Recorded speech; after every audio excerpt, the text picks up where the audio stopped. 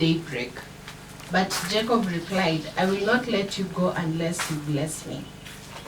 So, we are not being told who the man is, but I want a rough guess from anyone. Who do you think the man was? Yes. Yes, it must have been God. Nyinyi wote mnaona hiyo? Ama sisi tunaona tofauti? Are we all seeing that? It must have been God who was wrestling with Jacob. So verse 27, we've seen Jacob asking, no, verse 26, then the man said, let me go, for it is daybreak. But Jacob replied, I will not let you go unless you bless me. Verse 27, the man asked him, what is your name? Jacob answered.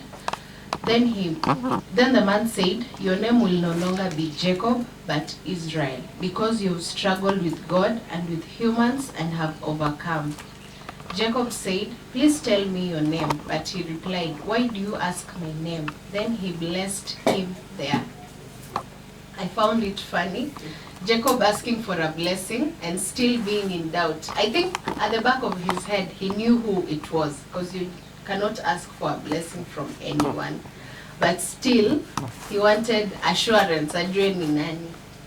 So verse 30, so Jacob called the place Peniel, saying, it is because I saw God face to face, and yet my life was spared.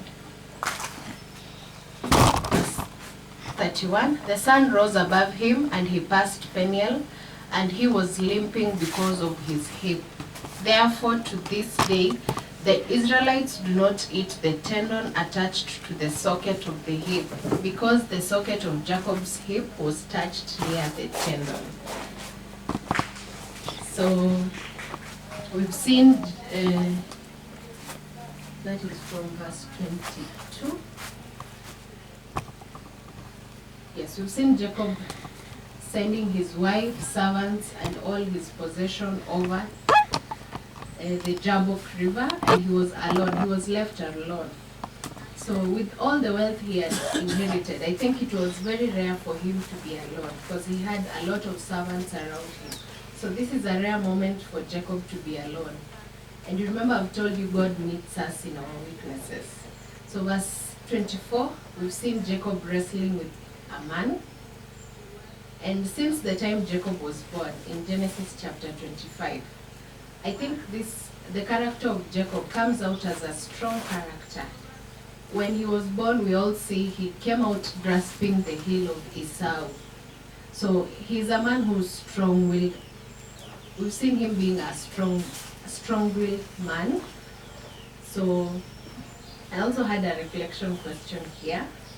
How often do we wrestle with God rather than submitting? How often do we wrestle with God rather than submitting? Hizo maswali mtajijibu wenyewe. Mtajichunguza and then you answer yourself. You ask yourself, how many times do you get, you know what, your instincts are telling you what you're supposed to do, the right thing or the right way to follow, but instead you want to wrestle it. You want to do things your way instead of submitting to God. So verse 25 through 26, the man could not overpower Jacob, so he touched Jacob's hip. So the man, we've agreed that the man is God. So God does not force his way on us. We have a choice. Sometimes he might touch our lives, circumstances, and allow us to go through pain and uncomfortable situations to change us. Sometimes we get too comfortable, and God does not force anything on us. He lets us have our way. Let's do it our own way.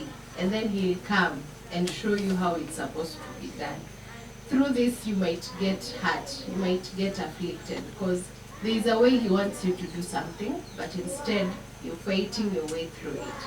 So we've seen the man touching Jacob's hip, because we've seen the man was not able to overpower Jacob. So I repeat, we have a choice. God does not force us. God does not force his ways on us. We have a choice. Sometimes he might touch our lives, circumstances, and allow us to go through pain and uncomfortable situation to change us. So Jacob ameguzwa his hip, and we've seen it was in verse 26.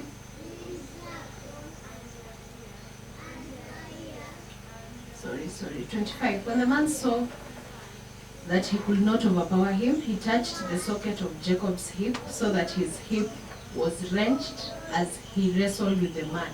Your hip being wrenched, utasikia uchungu, ni kama kuteguka. I think so. So, amekuwa afflicted with some pain. So sometimes we can't get to that point until he touches our circumstances.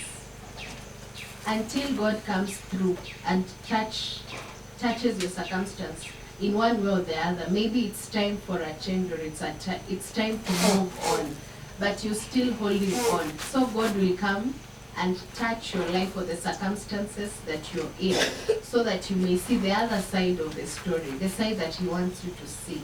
Maybe when it's time to grow spiritually, but you're still fighting it. So God will get you through pain and uncomfortable situations so that He may change you. So we saw at chapter 26, the man said, "Let me go, for it is daybreak." Sijui nani anaweza tuambia the meaning of daybreak? Not necessarily the perfect meaning, but what do you understand when you hear the word daybreak? In layman's language, what is daybreak?